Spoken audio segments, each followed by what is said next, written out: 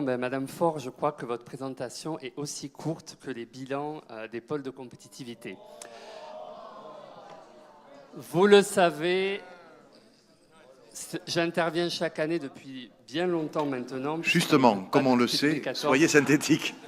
Oui, mais je vais être synthétique, mais non, je crois que c'est un enjeu important puisque nous versons des sommes extrêmement importantes au pôle de compétitivité et je crois qu'il est légitime, et voire c'est un devoir, de rendre compte de l'action de ces pôles, et ce n'est pas le cas.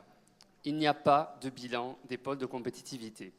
Évidemment, ces 4 pôles n'ont pas le même poids financier dans les soutiens, le même poids sur le plan économique.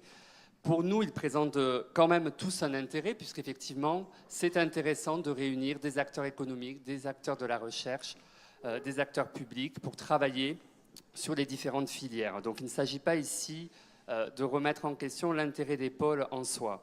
Pour autant, nous remarquons que déjà, en termes de soutien, évidemment, ce sont des sommes très différentes selon les pôles et que finalement, les pôles qui sont pourtant les moteurs aujourd'hui de l'économie de demain sont ceux qui sont le moins soutenus. Je veux parler des pôles relatifs à l'agriculture et aux énergies renouvelables, Agriso et Derby, qui ne reçoivent que 30 000 €, alors même que nous pensons qu'ils devraient devenir demain des pôles sur lesquels nous devrions justement soutenir davantage, car sur ces enjeux-là d'agriculture urbaine et périurbaine, de développement des énergies renouvelables et de l'efficacité énergétique, on en reparlera dans le cadre du plan climat, il y a matière à agir et à soutenir.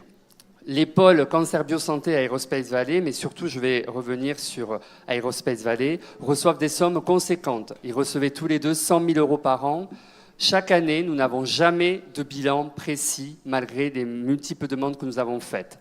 Lors de la dernière commission, vous avez invité ces 2 pôles à venir présenter devant la commission leur action, mais nous n'avons eu qu'une présentation orale intéressante au demeurant sur plutôt ce qu'ils allaient faire, mais sur des grandes lignes, sans précision et sans bilan toujours de l'action menée. Pourtant, pour Aerospace Valley, vous avez fait le choix l'an dernier de doubler le soutien à Aerospace Valley, et vous l'aviez justifié par rapport au fait qu'il y avait beaucoup d'actions sur lesquelles il devait agir, de définir l'offre technologique de Toulouse Aerospace et la mettre en communication, de décliner le rapport Fioraso qui fait de Toulouse la capitale française de l'espace, de mener à bien le projet de démarche novatrice sur la donnée et imposer Toulouse comme moteur de cette démarche collective, de participer à la définition du devenir de l'aérodrome de Francazal et de son offre technologique, et enfin de développer au B612 le Hub Nova, structure 4 de la démarche Booster Nova.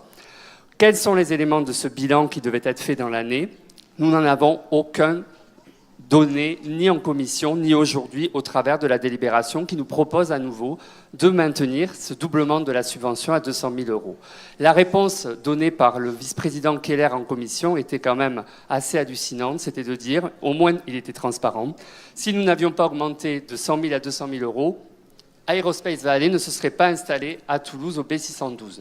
Donc disons-le clairement, ce n'est pas vrai qu'on donne 100 000 € de plus pour développer des projets, on donne 100 000 € de plus pour payer un loyer du B612, donc autant acter qu'on leur fait une remise de loyer. En tout état de cause, on ne peut pas ne pas avoir d'exigence avec l'ensemble des acteurs économiques, comme on l'a avec d'autres acteurs qui reçoivent beaucoup moins, et j'aurai l'occasion de le dire, notamment les acteurs de l'économie sociale et solidaire, pour lesquels on a un bilan extrêmement précis pour des montants significativement inférieurs. Donc pour toutes ces raisons, effectivement, nous nous abstiendrons sur le pôle de compétitivité Cancer Biosanté. Nous voterons contre la proposition d'Aerospace Valley. Je vous remercie.